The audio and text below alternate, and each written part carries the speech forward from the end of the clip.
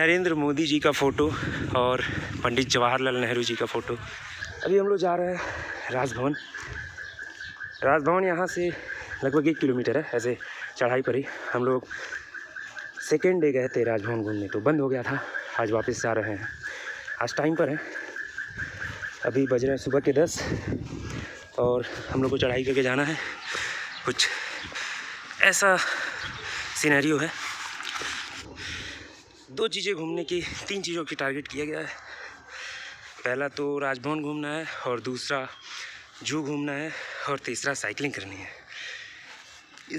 आज हमारा चौथा और आखिरी दिन है नैनीताल का, और हम लोग परसों आए थे, यानी कि सेकेंड डे, तो लेट आए थे तो ये बंद हो गया था। आज हम लोग 10:30 पर ही आ चुके हैं, लेकिन ये 11 o'clock यानी 11 बजे खुलेगा। सबसे इंटरेस्टिंग चीज़ जो है वो ये स्कूल है, जो सेंट जोसेफ स्कूल है, जहाँ पर बहुत सी मूवीज़ की शूटिंग हुई है। जैसे हिट मूवी है कोई मिल गया, जिसमें ऋतिक रोशन इसी स्कूल में उसकी शूटिंग हुई है।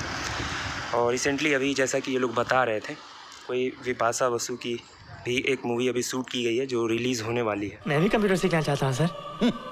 कंप्यूटर सीखने बाप से आकर सीखो। जाओ यहाँ से, आउट।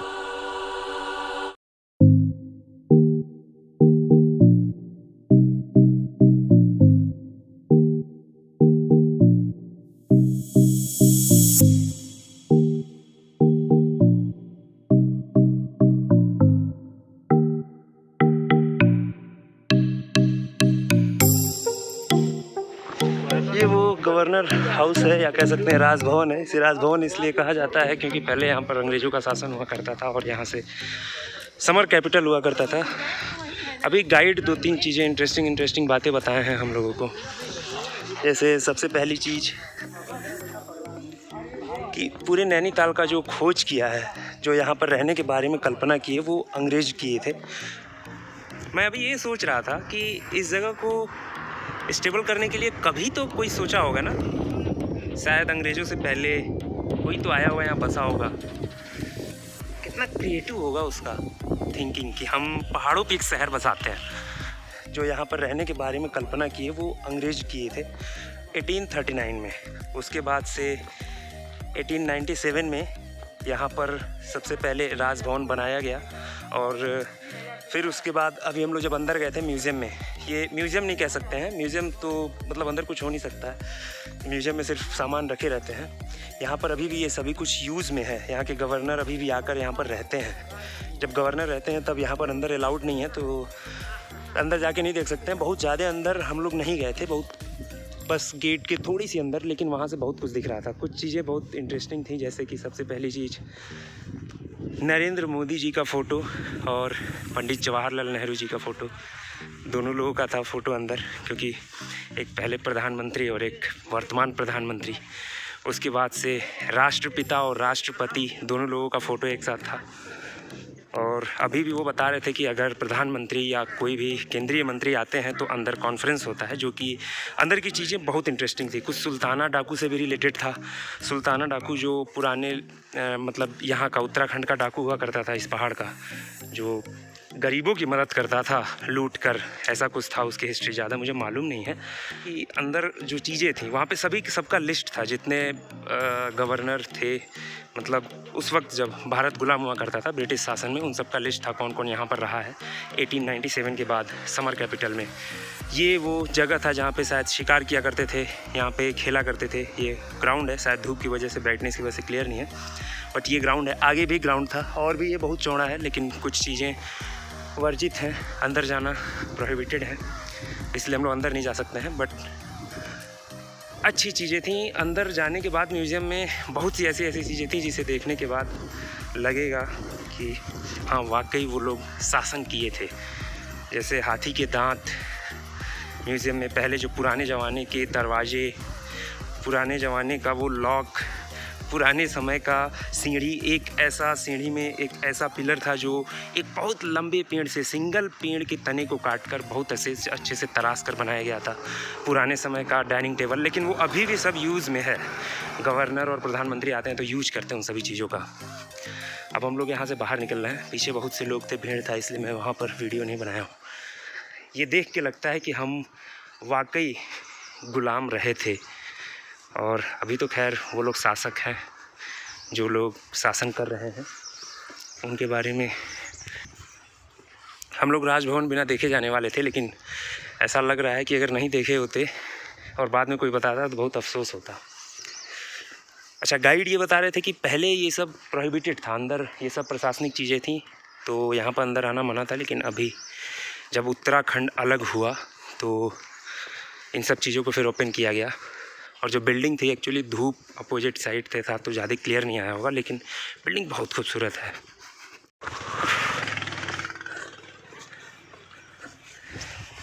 जो नैनीताल का पूरा एडमिनिस्ट्रेशन जो साइड है वो यही है। सिविल कोर्ट भी इधर है नैनीताल का, और हाई कोर्ट भी इधर ही है, ऊपर जहाँ राजभवन के पास था थोड़ी सी आगे। और सिविल कोर्ट अभी हम जा रहे हैं, यहाँ पे रास्ते में पड़ेगा। ये सिविल कोर्ट से पहले डिस्ट्रिक्ट मजिस्ट्रेट का ऑफिस पड़ेगा। ये भी यहाँ का एडमिनिस्ट्रेशन। अब तक हम लोग चढ़ाई कर रहे थे, उतरने में बहुत मज़ा आ रहा है। बिल्कुल एनर्जी नहीं लग रही है, बट उतरते वक्त अपने आप को रोकने में एनर्जी ज़रूर लग रही है। डीएम रेजिडेंस, और ये है यहाँ का कार्यालय। अंदर डीएम साहब का रेजिडेंस है और ये कार्यालय है। ये हमारा सिविल कोर्ट है, डीएम बंगले से या डीएम ऑफिस से लगभग 50 मीटर आगे। और ये सब उनके ऑफिसर्स के रहने की जगह है, आवास है। सबसे अच्छी बात ये है, यहाँ पर आप देखेंगे एक कॉमन चीज़, जो सभी बिल्डिंग्स के ऊपर कटरैन लगे हुए हैं, जो आयरन सीट्स लगी हुई हैं वो बिल्कुल टिल्टेड हैं, क्योंकि यहाँ पर हमेशा बर्फ़बारी होती रहती है, जिससे इस तरीके से किसी भी बिल्डिंग को रहने में बर्फ़बारी से कोई नुकसान नहीं होता है।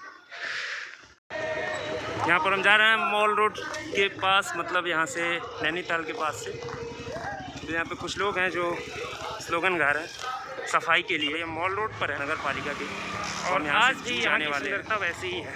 अभी तो हम लोगों की आंखें सेचुरेट हो चुकी हैं इस सुंदरताई को देखकर, लेकिन अभी भी यहाँ की खूबसूरती वैसी ही है। मैं ये सोच रहा था कि यहाँ के इस चीज़ को ब्रिटिशर्स ने नैनीताल के बारे में एक कल्पना की होगी। उन लोगों ने सोचा होगा कि हम पहाड़ पर एक शहर बसाएंगे। बेशक ब्रिटिशर्स ने हम लोगों के ऊपर बहुत शासन किया है, हम लोग गुलाम रहे थे, लेकिन एक अच्छाई भी थी कि इस शहर को उन लोगों ने बसाया है। 1939 में उन लोगों ने सोचा, और 1997 में यहाँ पर राजभवन बनाया, यहाँ पे हाई कोर्ट बनाया, सिविल कोर्ट बनाया, इसे एक डिस्ट्रिक्ट टाइप का बनाया, लोगों को रहने के लायक बनाया। तो ये कहीं ना कहीं बहुत अच्छी चीज़ थी। वो कहते हैं ना कि every bad situation have something positive, even a dead clock so correct time twice a day. वही चीज़ है।